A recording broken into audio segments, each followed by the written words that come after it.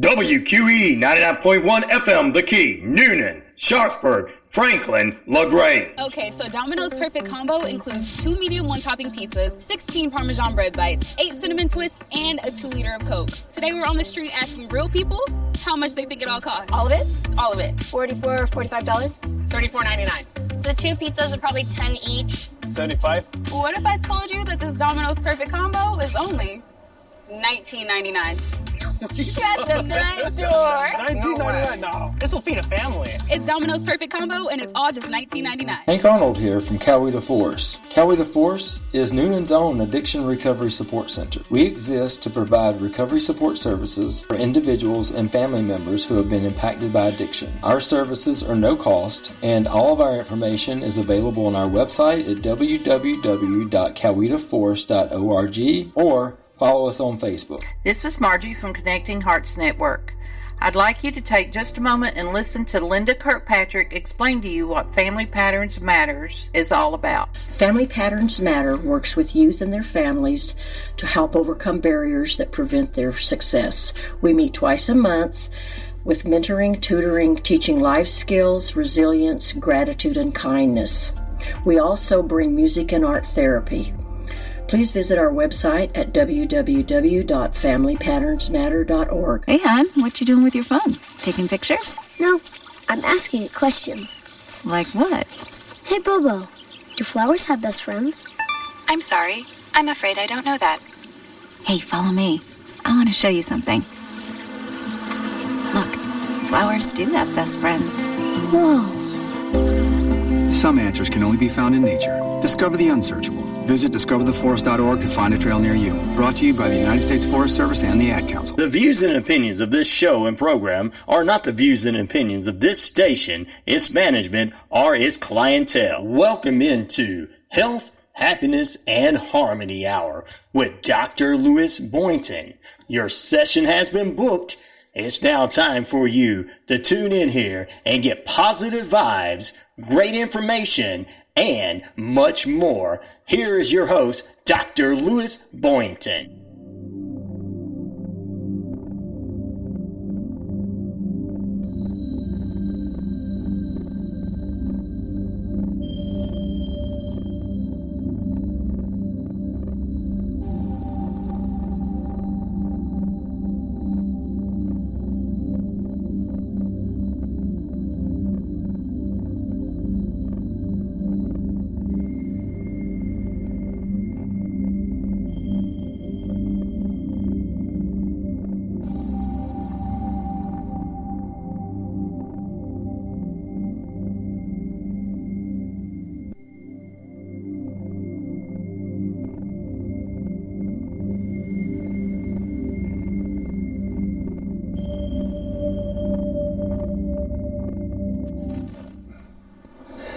Good morning, and thanks for joining us here at Health, Happiness, and Harmony. I'm your host, Dr. Lewis Boynton. I've been out for like a 4-week sabbatical, and feeling kind of refreshed, but also kind of out of the practice of coming every week and prepping for a show.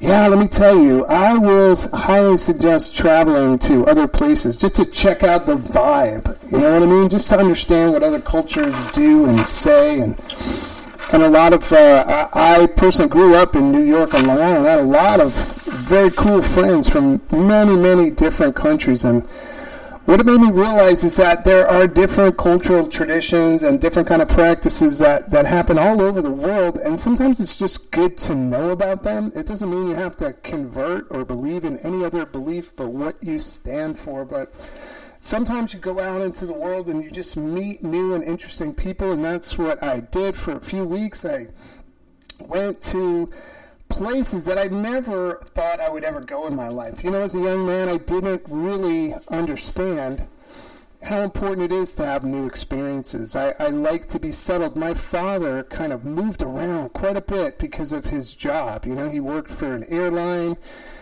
We always moved every 6 or 7 years, you know. Some of my experience, I've been in the Middle East, I've been in Hawaii, I've been in different areas, just trying to, you know, just because I had to, because I wanted to move. When I moved here to Georgia, this has actually been the longest place I've ever lived in my whole life.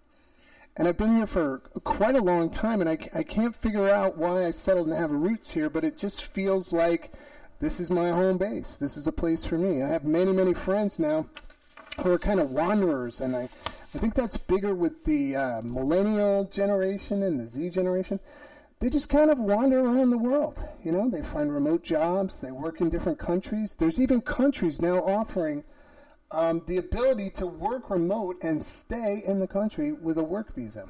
So it's very, very interesting. So you meet a lot of different people when you travel. And I know we've been through a lot, you know, coming out of COVID and everything, and seeing that time can be limited, that our worlds can change drastically in a short period of time. I remember being here on the air like in early March of 2020 when we had to put our signs out on all the doors with the COVID warnings and stuff, and trying to reassure people that it's time to lower our stress levels. So it seems now people are getting back to a place where they can relax, enjoy life.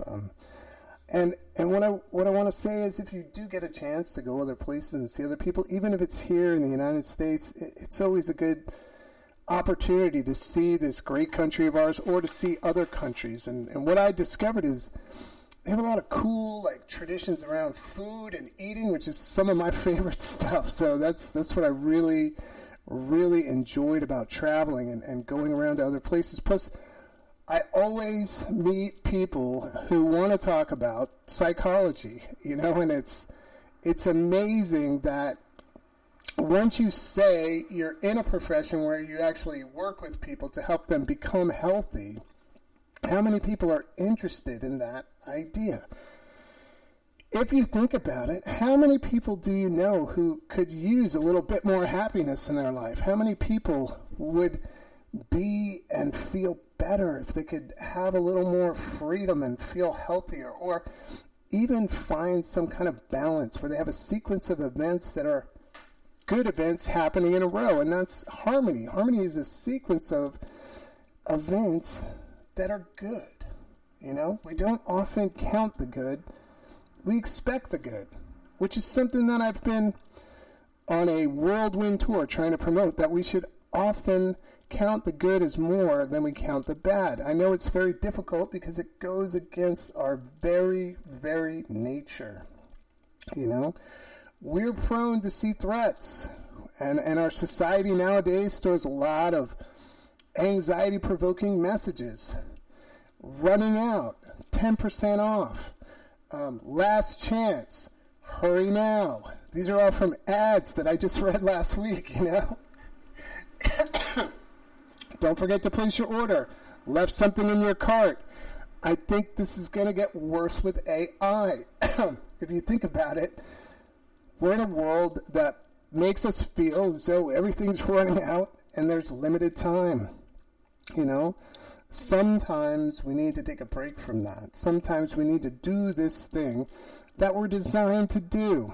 And I'm working with a good friend of mine. He's living out in Lithuania in this big city called Vilnius, and he was telling me some of the crazy things they do in their culture, and I was just like in awe of what they do, because they do a lot of very fun things, but a lot of very unique things. Like, I'll just give you one example. In Lithuania, they have a giant statue of Tony Soprano. It's the funniest thing. It moves all over the country to many different train stations. The story behind it is even funnier. The Center of Arts and Performing Arts funding is run by a single company. So in order to make fun of that company, an artist built a giant, I think it's like a 25-foot tall Tony Soprano, and put it in front of the art museum just to make the metaphor that's being run like the mafia is being run in New Jersey. So, and they have that thing going all over the place. They even dress it up in Santa Claus and things. So it's very funny and an interesting way to promote an idea. Like, if you think it's corrupt, you build a piece of art to show the metaphor and all that stuff. But I digress. So my friend and I are reading through a book that I read when I first got into college. It's called Zen Mind, Beginner's Mind. And it's a very, very interesting book because it's about how to practice a particular form of Buddhism, which is I don't know. Is Buddhism controversial? I don't know. Maybe it is. Maybe it is. Maybe it is. I don't know. Hey. But when I look at it as a practice, not necessarily as a religion, because honestly, even in the book they say, Buddha wasn't really into religion, and some of the practices he thought were just problematic for people, that they would cost them more harm and suffering than good. So he developed these different things, and I look at it kind of as a philosophy, or maybe even a bunch of ideas or practices that you can put into life that can help you. It doesn't mean you have to convert. It doesn't mean you have to change your mind about whatever your spiritual practice is. For me, I use it in addition to other things like quiet time, contemplation. I do this thing called meditative reading. Meditative reading is just thinking about ideas like bigger than yourself. It's taking time to put yourself into a position where you personally can think. Sorry, I know it's a bad word nowadays, thinking for yourself. But really, we should all be doing it. We should be thinking about what we want our life to be like. When I work as a therapist, my primary concern and primary goal is to help people have the life that they want. We all have this, whatever we call, I guess it's possible self. It's the self that we think we are when we meet all our goals. It's the self we expect ourselves to reach every day. It's the self that we feel is going to help other people in our lives feel good. It's the self we want others to see. It's our possible dream self. Many people have that when they're younger. I remember from my personal self in my younger days, I was going to be an executive chef. I was going to work in a fancy hotel. I was going to boss people around. I was going to cook these really fancy giant parties and have lots of fun with all my friends. And that didn't work out for me. It was amazing and painful and a struggle because I lost, for a little time, what I thought was going to be my possible self. And so I had to reinvent it. And while I was reinventing it, I was completely void of a direction for a little while. Actually, it took me some time to find it. But when I did, I decided to go for it. I decided to look and find the life that I could live with my limited resources. And by the way, the idea of a chef wasn't because I couldn't do the work. It was because I had a chronic illness. I was taken out of the workforce for a good while, probably about 2 years. And then when I came back, I was unable to do the physical aspects of the work. I could do the mental stuff. But really, when you work in a kitchen, it's a very physical job. You've got to be able to lift stuff, move stuff, chop stuff, stand on your feet for hours and hours at a time, sometimes 12 hours a day. And my body just couldn't handle it. So, fortunately for me, I had some really good friends and found some friends who helped me to get through that.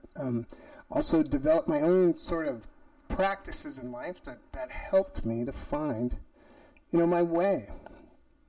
Sometimes we lose our way, and then the fun part is finding our way back to wherever we started from, finding our true self and our true nature. And it's been an excellent journey. I was with my nephews. We were sitting on the seaside in Italy, right on the ocean, eating this awesome meal, just hanging out, talking. The breeze was there, the sun was out, and I realized, wow, this is something I never thought, ever thought I'd ever do. Never thought in my whole life I would have the opportunity to do something like this. And that realization just sort of hit me. And it reminded me of many of the shows we've done here. Like, there are times in life where things are okay and everything seems like it's possible. And those are the times that we call moments of flourishing. Maslow called them self-actualization or peak experiences. They don't last forever, but they give you incentive and motivation to move on to the next thing. That's the important thing to remember. life is filled with these jewels throughout the journey. We've got to remind ourselves over and over again about this, that life is meant to live. Life is meant to be pleasant, pleasing, to have many, many moments of joy. It can also be difficult. We can also have suffering. We can also have loneliness, which is something that's more and more I see in our society. More and more people are very, very lonely, and they have a harder time reaching out to other people and saying, hey, I need a friend. You know? So the idea is live, enjoy, and be. You know, be the human that you're capable of. Find out what your nature is. And many people say, Dr. Boynton, that sounds great in a fictional fantasy world filled with idealists. My life's hard. It's tough. I can't make any changes. I don't have any financial backing. I've always, every time I get to a place where I think something good's going to happen, something bad happens. And I'll just say to you, maybe you're just seeing the bad. Maybe you're not looking for the good. Maybe your expectations are way too high, and you just need to start with less expectations and move your way up the ladder. I know that may not be an answer for everyone, but if you're stuck and you can't get out of it, remember, there's help available. I truly believe that if you can get the right kind of help at the right time in your life, it can really change things for you. And it doesn't mean you have to be in counseling forever. It doesn't mean you have to go on medications. It just means that maybe you can get some help coping with some of the struggles in life. You know, that is what we all go through. We all struggle. We all have what Buddha says is suffering based on attachments. You know, we all have this thing that we do. You know, it is just something that we need to practice getting through. And Viktor Frankl always says, you can transcend through the suffering. You can get beyond it. You can learn something from it. The hard part is while you're in the middle of it, it's really, really, really difficult. It's really difficult to learn the lesson because it feels like nothing but pain, sometimes just suffering, sometimes just disappointment, sometimes even stuck and hopeless, you know? So my message today, I guess, is to try and think about life as a journey, not a destination, to try and find new pathways to open up and build more things into your life that are going to help you out. And then if you feel stuck and you just can't get through this stuff, which sometimes that's true. It's true for everyone. You know, it's true for therapists. It's true for psychiatrists. It's true for doctors, lawyers. It's true for all of us. Sometimes you just feel like you can't make it all the way through, you know? It's like life itself becomes more and more difficult, and it's just hard to go on and be a better person. It's sometimes even hard to understand what's going on in your life. It gets confusing. It gets chaotic. It gets to a place where you can't understand why things are happening the way they're happening. But honestly, if you work hard and you get help, you can figure it out. As long as you're alive, you have chances to change things. And with each new day, there's a possibility of a miracle and a miraculous thing happening that can alter or change your life. I remember for me, my biggest kind of moment was just hanging out with friends and figuring out that I was going to go in a new direction, figuring out that maybe I was going to go to school. I know school is seen as something that's, you know, some people feel like it's a valuable thing, like being educated. We used to talk about it a lot as the more education you got, the higher chance you have to think for yourself, to make change in the world, to impact the world, to contribute your gifts to the world. But now more and more people think, you know, you don't need that big of an education to do that because I got everything on Google. For me, my education was really a unique experience because I met people who do this great, fantastic work. I met a lot of smart people who could answer a lot of big questions for me. And then I also was challenged by others who were smarter than me to go beyond, my own personal limitations, to understand I have limits, to understand some of the things I do are not as organized, and people will not understand it unless I get them organized. People will not understand the research I do unless I write in that special kind of way that all these other people write in, so it makes sense to the community. And then the final thing is they said you can contribute to your field. And as a matter of fact, part of what you need to do to get your doctorate is to contribute to the field of science at least one publication and one idea that can advance the way it is. And my idea was that people can practice and evaluate the good things that they feel, the qualities that are good within certain aspects of their lives. My goal is to help more and more people get to this place that we call flourishing. Flourishing is basically when you have health, happiness, and harmony line up all in a row, and life is good and it feels like things are going your way, and you realize all the things you've done in the past and all the things that come in the future, it's going to be okay. And in that particular moment, life feels worth it. Life is good. Life is enjoyable. Life is worth it. And I think that's just a wonderful way to live, but we just can't do it all the time because, once again, also life is difficult sometimes. Life keeps going on. Life has things in it that cost us. Those things can be tragedy, those things can be job loss, those things can be financial loss, those things can be, you name it, accidents, coincidence.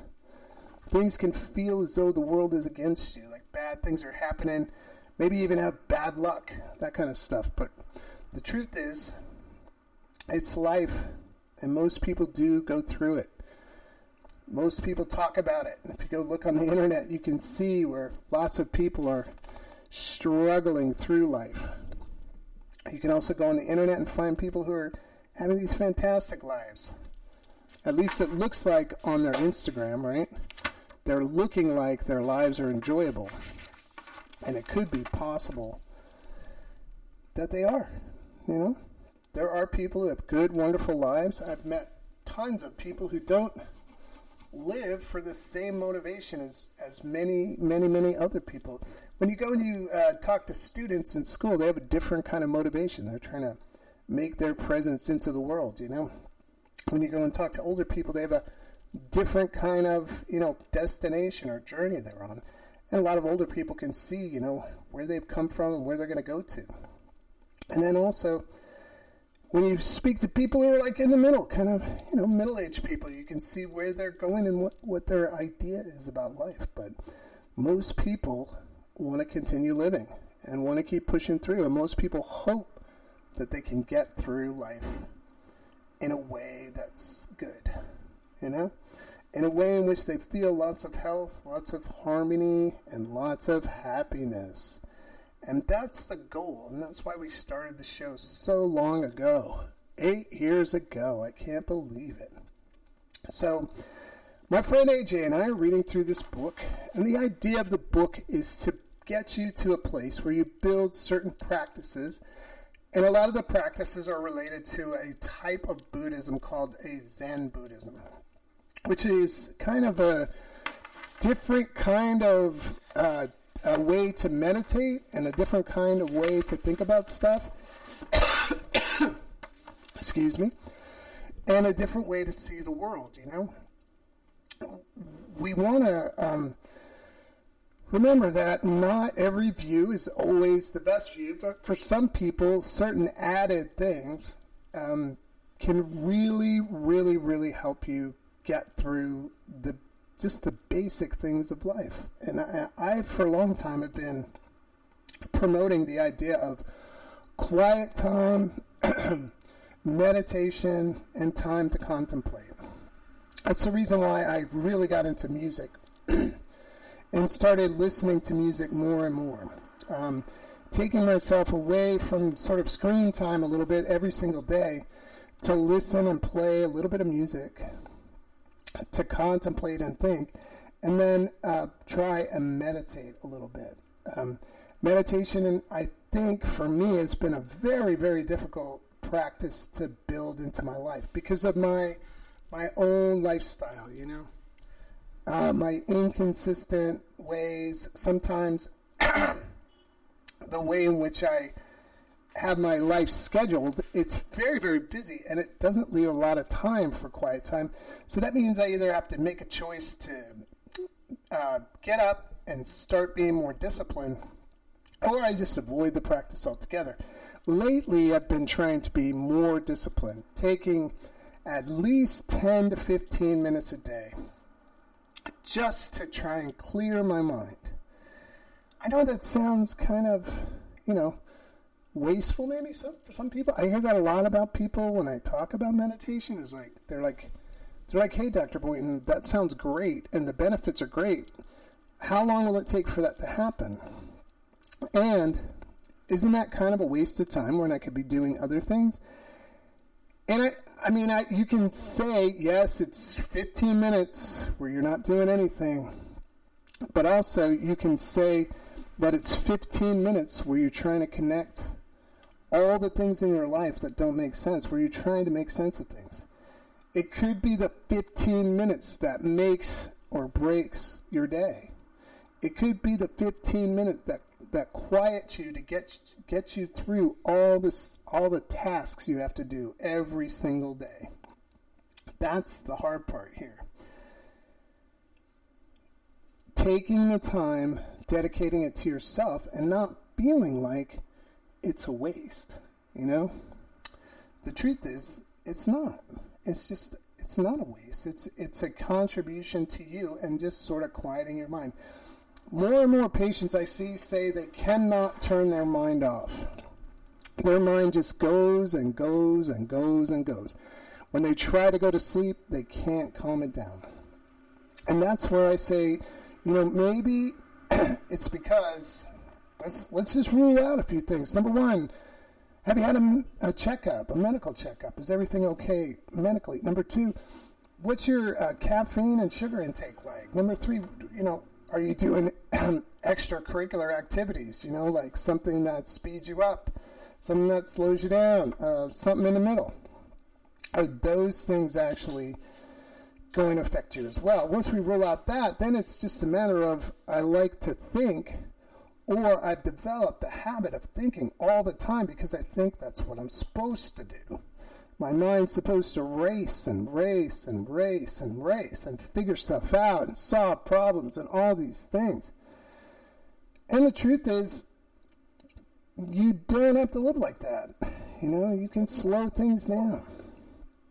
One of the very first chapters, I think it's the second chapter in this book, Zen and the Beginner's Mind, is breathing.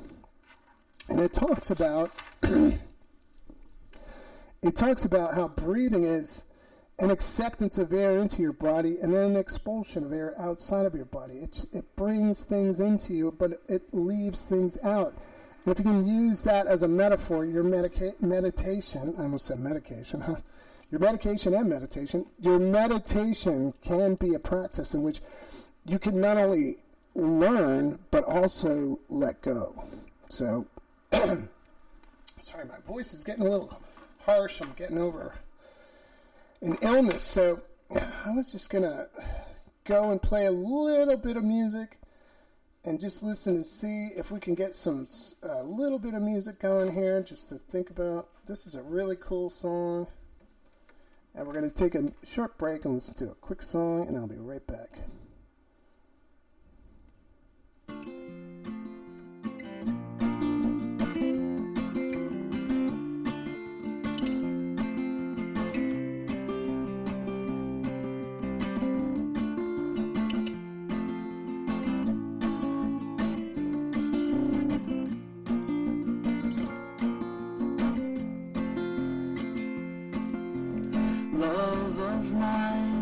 Someday you will die, but I'll be close behind. I'll follow you in into the dark. No blinding light or tunnels to gates of white. Just our hands clasped so tight, waiting for the hint of a spark. If heaven and hell decide that they both are satisfied, illuminate the nose on their vacancy signs. If there's no one beside you when your soul embarks, then I'll follow you into the dark. In Catholic school, as vicious as Roman rule, I got my knuckles bruised by a lady in black, and I held my tongue as she told me, son, fear is the heart of love. So I never went back. If heaven and hell decide that they both are satisfied, illuminate the nose on their vacancy signs. If there's no one beside you when your soul embarks, then I'll follow you into the dark. You and me have seen everything to see, from Bangkok to Calgary, and the soles of your shoes are all worn down. The time for sleep is now, but it's nothing to cry about, 'cause we'll hold each other soon in the blackest of rooms.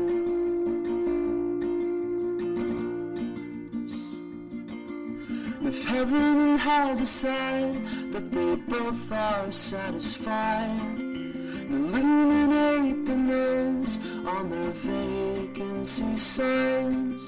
If there's no one beside you when your soul embarks, then I'll follow you into the dark. And I'll follow you into the dark.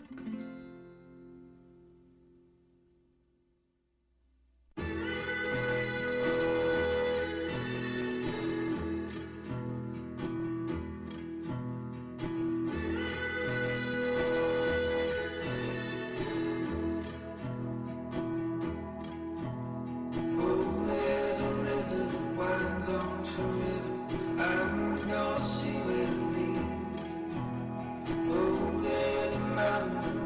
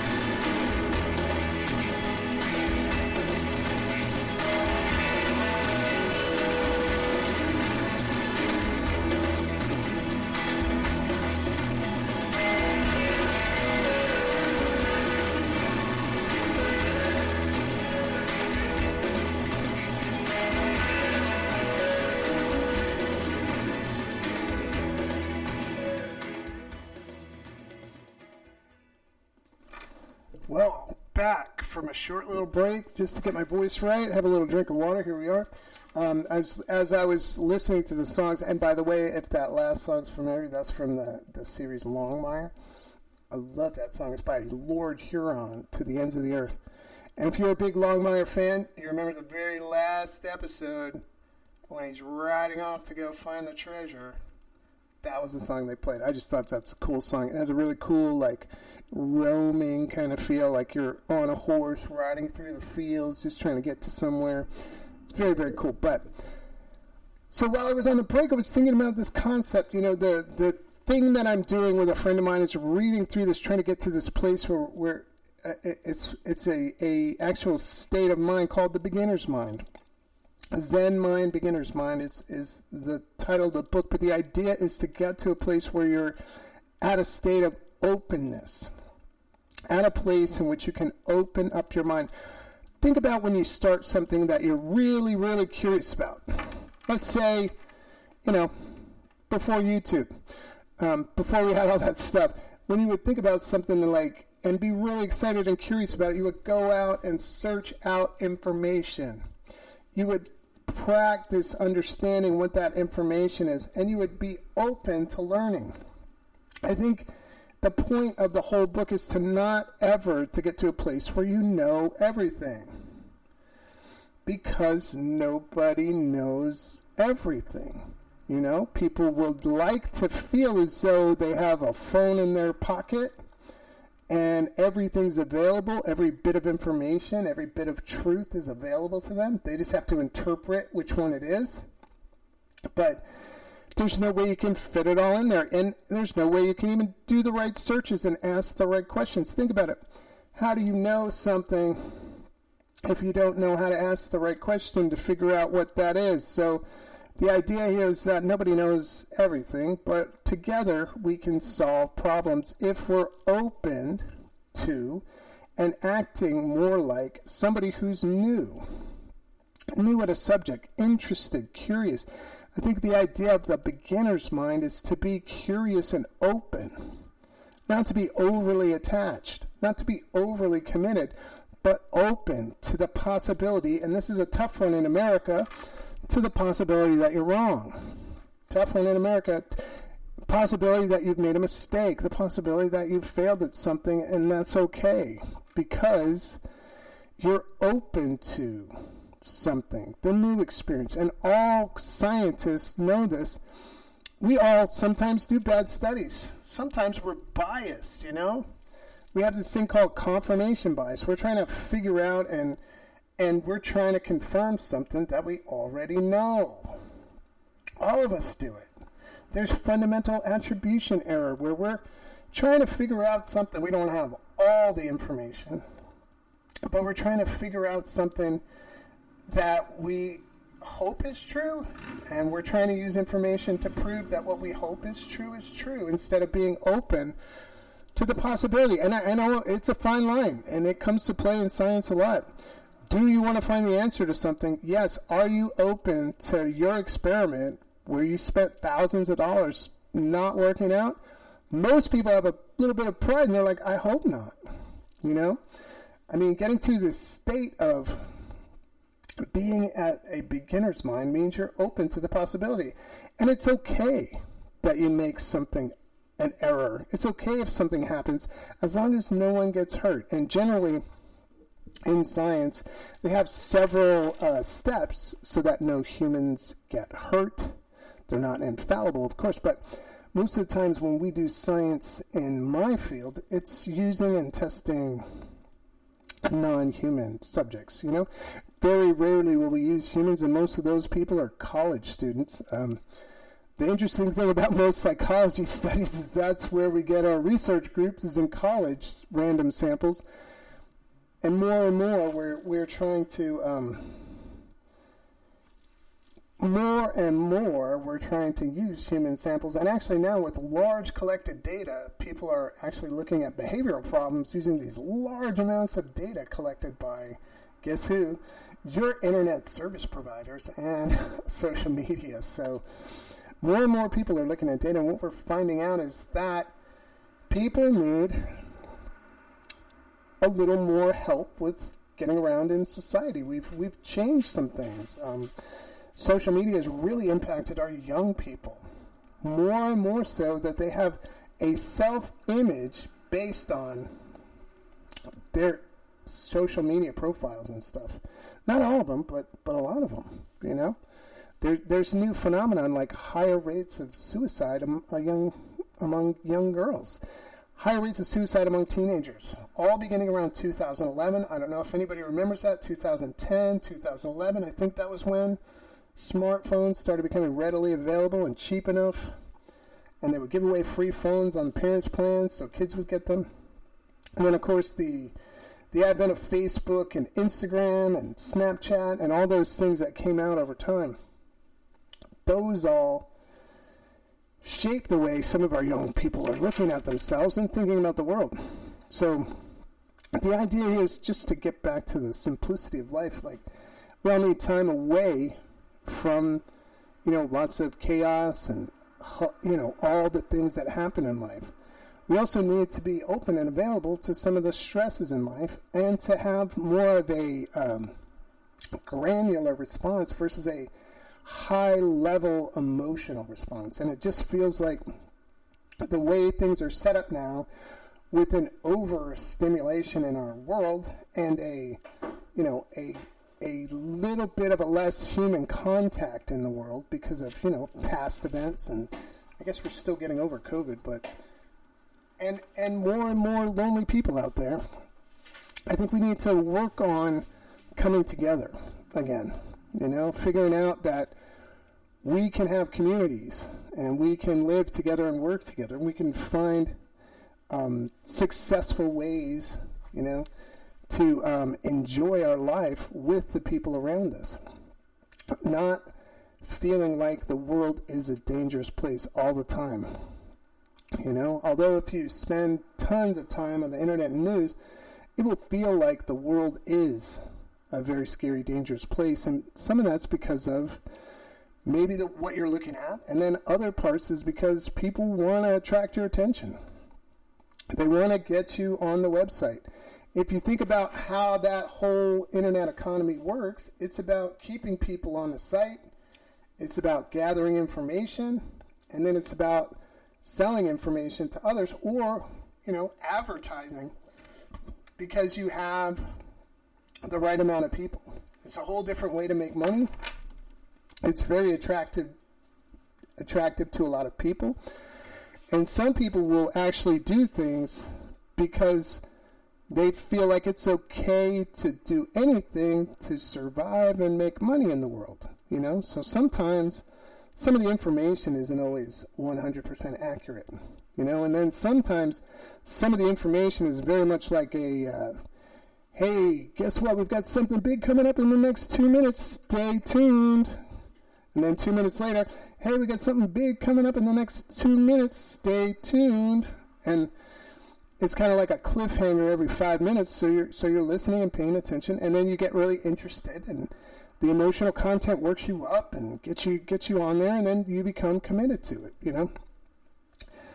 But with the beginner's mind, you can also see and be open to the possibility that you're being influenced, you could also say that you can take breaks from things for a while.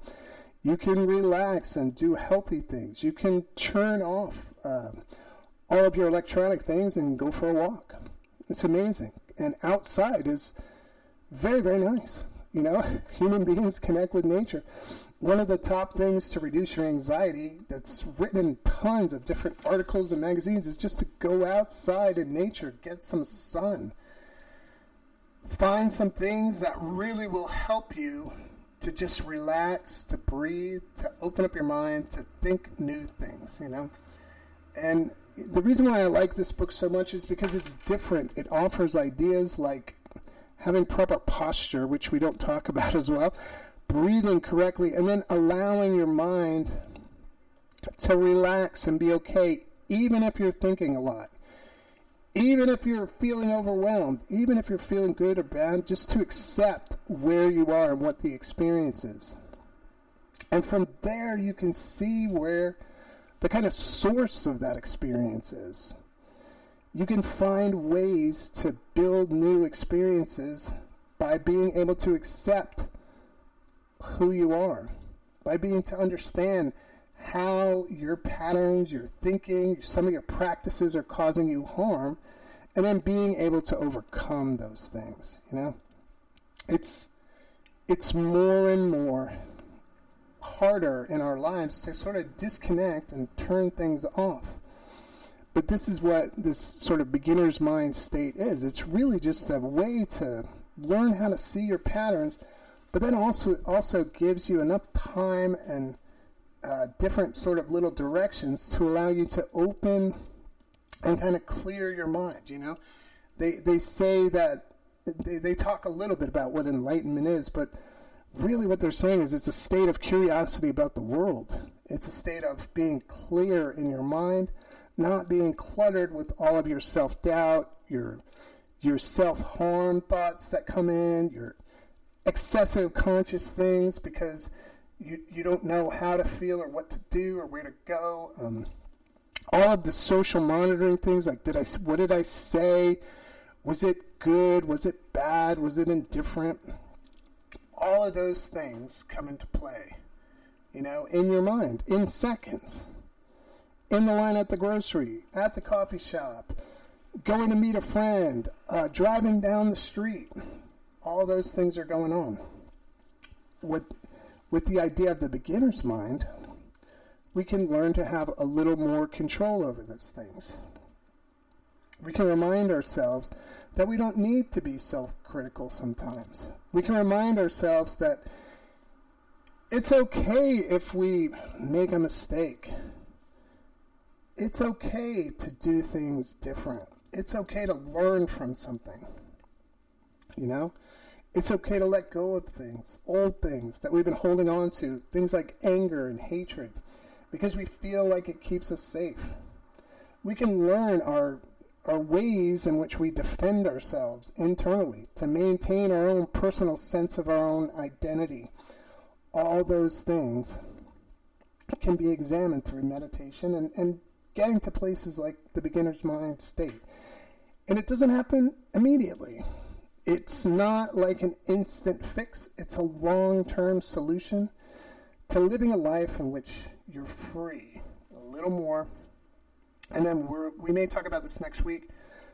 A little more able to feel things more specifically, but a little bit less intensely. And that's called emotional granularity. I'm working on a presentation that I'm going to be using as a training seminar.